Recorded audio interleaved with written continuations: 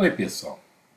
Hoje eu vim falar de um tema que, na verdade, longe de falar tanto da sociedade, do lá fora, hoje eu vou explicar um pouquinho.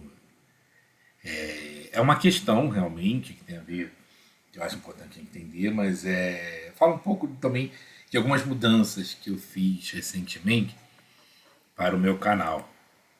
A questão é a seguinte: antigamente eu estava fazendo uma abordagem mais, eu chamaria individual, das questões do parlador, né?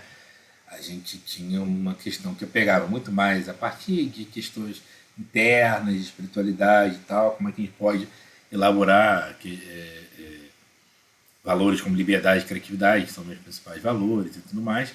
E não sei se vocês repararam, agora eu estou falando muito mais de questões mais, eu chamaria, entre aspas, de coletivas.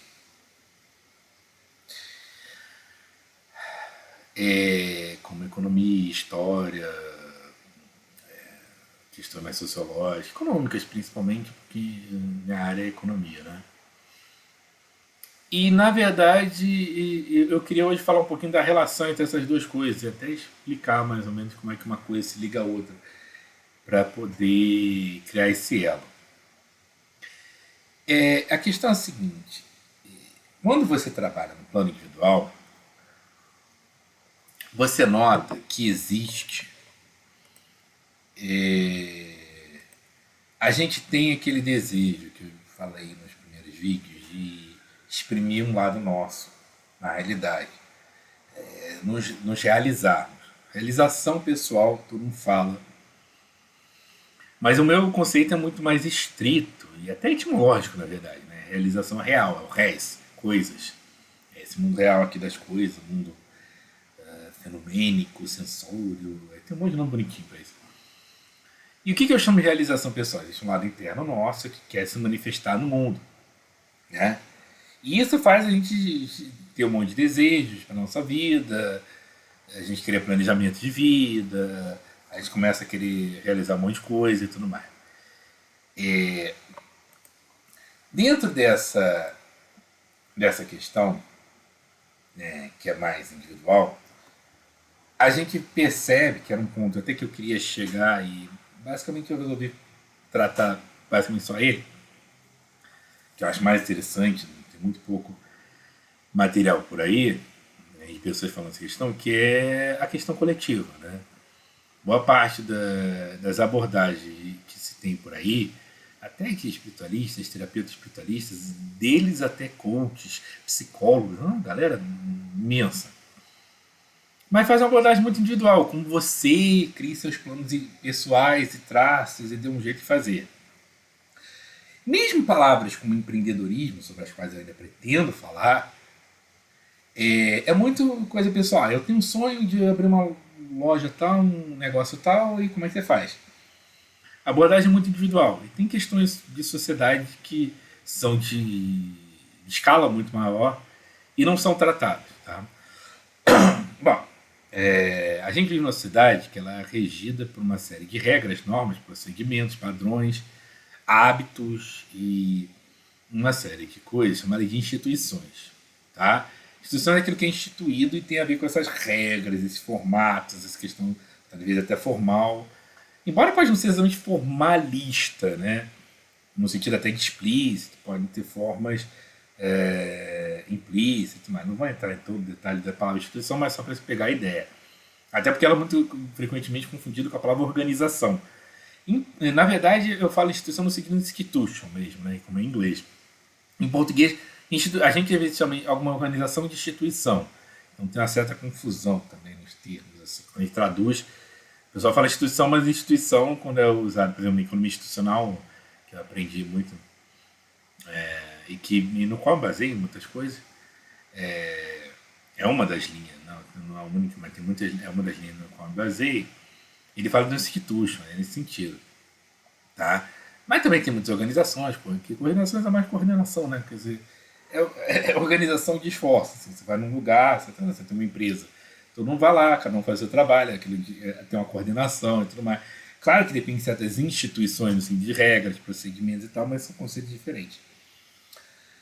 E ocorre que a nossa sociedade, como ela foi instituída, ela não é aquilo que a gente quer realizar. Né? A gente chega nesse mundo com determinados sonhos, metas, questões do nosso lado que a gente quer expressar. Claro, no meu ponto de vista, a gente inclusive chega já com conteúdo anterior, que acredita em reencarnação. Aí é para meu lado espiritualista aí falando, né? Mas assim, a gente chega e tem uma coisa se manifestar nesse mundo e tudo mais. Mas o fato é que quer você acredite nessa parte ou não, ela já não é mais o meu foco do meu trabalho, e tudo bem. O fato é que você vai notar que o principal que é a insatisfação. Né? A gente raramente está satisfeito com a forma como a nossa sociedade se organiza. A gente nasce, à medida que a gente vai crescendo, a gente vai sentindo isso, quando a gente vira adulto, a gente tem que assumir um monte de coisa e a gente fala, pô, não gosto disso aí não, cara. Eu não estou muito afinado com isso não. E a gente tem esse desejo de mudança. Né? Existem linhas ideológicas, os mais conservadores, e é uma linha com a qual eu discordo radicalmente, eu sou quase oposto, até por isso que em outros vídeos eu falei, também não é porque eu critico a esquerda que eu sou direita, por exemplo, eu não sou nem um pouco conservador nesse sentido, que acham que as instituições têm que estar acima do indivíduo. Você tem uma instituição e, tipo, quem é você para querer mudar? Eu inverto. Instituições foram criadas por seres humanos, eu sou um ser humano também, então eu também posso mudar. Ninguém é melhor ou pior que ninguém. E mais do que isso, a verdade é que todo mundo nasce com uma certa insatisfação. É claro que existem até mesmo certos problemas metalinguísticos, que existem instituições para lidar com isso. Porque aí existe uma segunda questão, e é só nesse sentido que eu me aproximo um pouquinho dos conservadores, no sentido que existem sim, certos protocolos e métodos e técnicas, não sei qual seria o melhor substantivo para isso. Como uma coisa social, talvez seria protocolo. Se eu fosse jurista, eu conheceria muito desse nome, né? Que são os métodos de negociação dentro da sociedade. Que é a base daquilo que eu, por exemplo, considero como que eu chamaria de democracia. Que é a tentativa de vamos negociar. Porque também eu chego com minhas vontades, tem instituições. Já tem pessoas lá que estão satisfeitas com certos detalhes de instituições, com as quais eu discordo. Também todo mundo está insatisfeito com uma parte, mas na mesma parte. E mesmo estando insatisfeito com a mesma parte, como não existe só duas soluções, a atual e uma outra, existem às vezes N soluções, eu posso querer uma solução para aquele problema, você querer outra. Então, sei lá, tem 3 possibilidades. Uma delas verdadeira, outra que eu quero e outra que o outro quer. E aí quem está satisfeito com aquela atual quer manter, e eu e a outra pessoa queremos cada um ir para um lado, e aí, conflito. Né? Se fosse fácil assim, também a gente só já mudava todo mundo, ia para a instituição que a gente quer, e está tudo em riba. Então tem uma série de coisas que eu chamo de que eu uso a palavra negociações. A gente negocia o tempo todo na sociedade. Tá?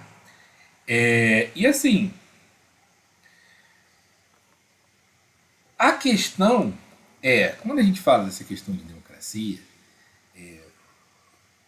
e de negociações, parece uma coisa muito política num sentido um pouquinho mais estrito. Quer dizer, é uma coisa só de acordos, negociações. Sei lá, pode pensar em ter meio contrato social, uma coisa assim, sei lá. E, na verdade, isso mistura, essa questão não está limpa e solta no espaço. Isso depende muito de uma série de instituições específicas e aspectos da realidade, como a estrutura econômica, produtiva, algumas questões institucionais mais políticas mesmo, a questão da tecnologia, lembrando que eu também sigo uma análise bastante jupiteriana, de pensar em inovação, tecnologia, mudança tecnológica, mudança econômica, você tem sistema produtivo, formas de organizar a produção, que eu aprendia muito no lado econômico. Como eu falei, eu me interesso por todos esses assuntos, mas economia, que é realmente a minha formação. Eu vai gostar muito de história também. Mas, e que vão mudando muito. E tem uma trajetória particular. E aí, a minha análise, que eu tenho feito, é muito nesse sentido. Então eu falei assim, não, vou focar nessa análise que eu acho mais interessante. Que se analisar essas questões que moldam a trajetória histórica, né? Que eu chamo de história, é o comportamento de uma sociedade ao longo do tempo, pensando que nem se chama história. Você tem uma sociedade, ela vai variando ao longo do tempo, e como é que essa trajetória histórica é isso aí. A história, para mim, grosso modo, né? Não quero aqui também.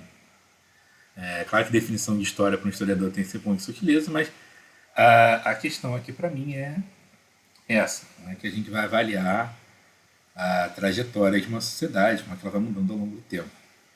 Entender as leis de funcionamento, entender esses condicionantes, e porque tem muita coisa que molda a sociedade para privilegiar determinados grupos, os desejos e planos de determinados grupos de pessoas mais do que outras. Isso não é homogêneo.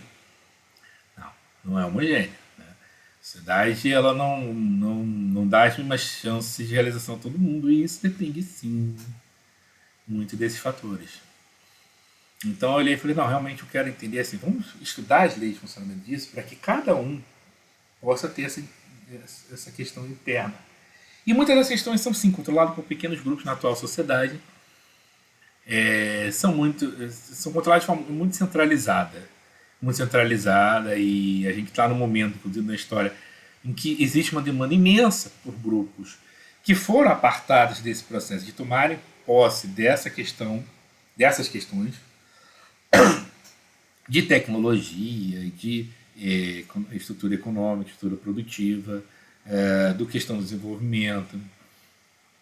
E mesmo quando não são de questões dentro da democracia que dependem disso. Por exemplo, eu fiz um vídeo sobre regulação da mídia que eu explico isso. Hoje em dia nem todo mundo tem a mesma voz. A internet está descentralizando muito. Ao mesmo tempo, certos grupos estão segurando. Então, a gente tem que ver essa questão. Tem uma série de questões aí. Na estrutura mais econômica, importante. Muita gente acha que não. Aliás, tem muita gente que tem essa demanda e não se tocou ainda de que isso é importante. Acho que dá muito poder a certos grupos de chegarem e passarem como rolo compressor em quem quiser ir contestá-los. Né? A nossa discussão atual, fruto dos últimos anos, foi muito para um lado meio político, quase como se fosse ali, a política fosse quase uma luta de boxe e só ela também, sem considerar os outros fatores. E aí, certos lados perderam sem nem anotar a chapa do caminhão que atropelou, né? Não sabe o que aconteceu. Então, a questão é que se a gente quer pensar em valores como liberdade e criatividade, a gente não pode só pensar em questões individuais, como fazem muito dos terapeutas, coaches e tudo mais. Mas também não adianta virar essa questão política, tipo assim, vamos partidário governamental, lá no governo e tem que ter político e que fica um batendo no outro, sabe? Tipo Tyson e Evander Holyfield, e vamos dar porrada um no outro, vamos bater um no outro, vamos. E você vê, depois de anos fazendo isso. Redes sociais, então, tem umas que, nossa senhora, então, às vezes fica intragável. E aí? Um fez isso, outro fez aquilo. Você fala aquele monte de denúncia, você fala. Entendeu? Então eu me foquei nisso. E aí eu estou explicando aqui também o trabalho atual com o Parlador é esse. O que eu quero fazer é isso. Eu quero entender como é que funciona essas questões, como é que isso molda a nossa capacidade de realização dentro da sociedade. Molda muito, porque é um canal de expressão para isso. Tudo bem que das bases materiais tem coisas que vão além disso aqui, mas é importante pra caramba. Até porque elas inclusive influenciam outros, até as chamadas imateriais. Tá?